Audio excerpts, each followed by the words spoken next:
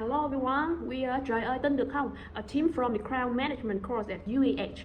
We are a group of 4 members who believe that sometimes the most surprising crowd behaviors come from the simplest everyday situation. And let's meet the team. First, this is me, Hữu Quân. This is Tường Vi. This is Thúy Hằng. And finally, this is Hồng Trúc. Together, we are Bystanders, and now let's see if what happens next is something you can't believe. The bystander effect is a well-established psychological phenomenon first studied by social psychologists John Darley and Latané in 1968. It refers to the tendency for individuals to be less likely to help a person in need when other people are resent. Classic research has shown that as the number of bystanders increase, people may assume others will take the responsibility, which reduces their own willingness to act. This pattern was originally inspired by the 1964 of Kitty Genovese, where many witnesses reportedly did not intervene during an emergency. Understanding the bystander effect is essential for explaining crowd behavior because it reveals how social influence and diffusion of responsibility can shape human decisions in group settings. It also highlights the importance of personal accountability, especially in situations where timely intervention can prevent harm. Hi guys! To observe the bystander effect in action, we design a simple social experiment with 2 contrasting settings, a rowdy area in a quiet, nearly empty space. First of all, I think I have to recruit some unsuspecting participants from public and ensuring they were not aware that an experiment was taking place. Their reaction were natural, spontaneous, and completely unplanned, just the way we wanted it. And now in the crowded setting, let me introduce some our cast. Now let me talk to the person who needs help in our scenario. And this is Mỹ plays the role of a passenger who accidentally bumped into truck, causing a stack of books to fall, and then casually walks away. Now here comes the round. They are our Confederates. In the crowded setting, they are strategically positioned around the scenes. Each Confederate has a different reaction. One clearly notices what happened, but choices to ignore it. One looks around and follows the crowd's response, and one appears uncertain, waiting for someone else to step in first. The mission really simple. Do nothing but make it look natural. Anyway, in the quiet setting, no Confederates were present. Participants were left alone with the situation and making the decision entirely their own. Once everything was in place, a stage minor emergency was introduced. Hidden cameras captured how participants reacted, whether they stepped in, hesitated, looked around for help, or chose to walk away. And this setup allows us to compare how people behave when they are alone versus when they are surrounded by others, and how the reaction of someone else can change everything. So now, are you ready? If the answer is yes, let's put you in a simple situation where one happens every day. Nothing dramatic, nothing dangerous, just one small moment where a choice has to be made.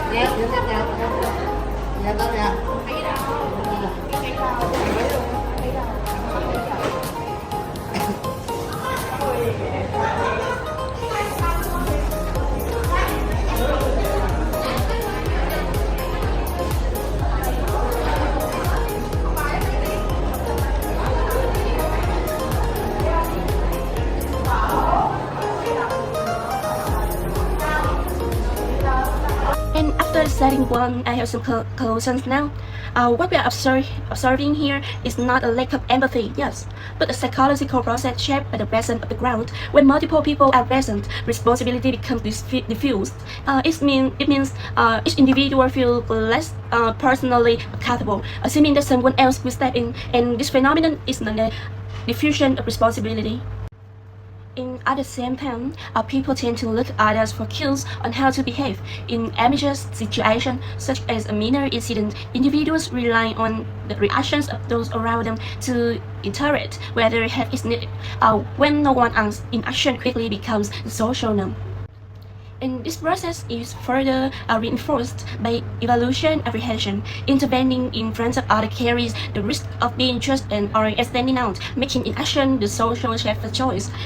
In this chaotic setting, the presence of passive bystanders supply a signal that intervention is unnecessary.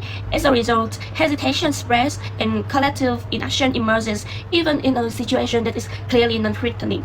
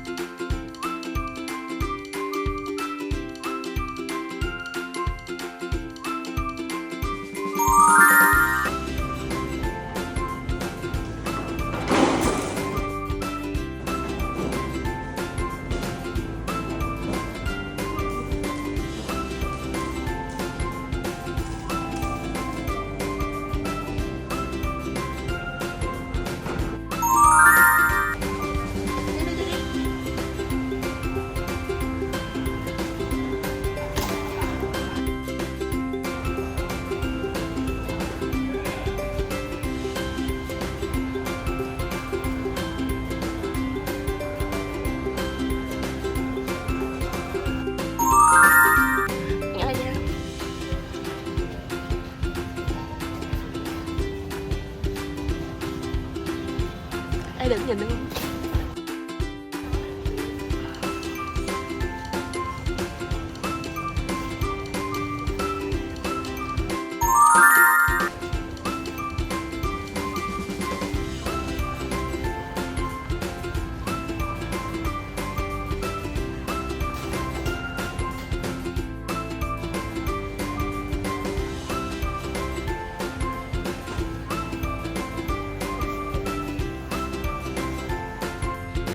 And in less crowded environment, the same situation leads to a very different outcome.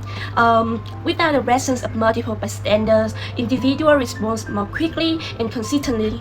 When fewer people are present, responsibility becomes clear and immediate. There is no one else to rely on and no social cues suggesting inaction. Yes, and as a result, individuals are more likely to step in and offer help. This contrasting shows that helping behavior is not determined by personality and empathy alone, but by situation structure. When responsibility is constrained rather than shared, action becomes naturally the response.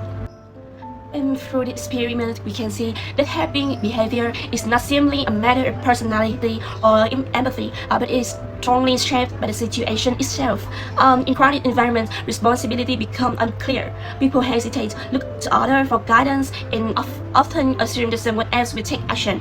As a result, even simple or harmless situation can lead to collective inaction. Despite it highlight the importance of understanding ground psychology in real-life settings, and effective ground management, working plan safety, and event planning require more than awareness. They require clear responsibility, visible roles, and proactive intervention. By recognizing how rounds influence behavior, we can design environments that encourage action rather than hesitation and create safer spaces for everyone. And thank you guys for watching until now. And through the experiments, we hope to highlight how rare behavior can influence individual decisions, everyday situations. Understanding this psychological mechanism is an important step toward creating safer and more responsive public spaces. Thank you. Thank you.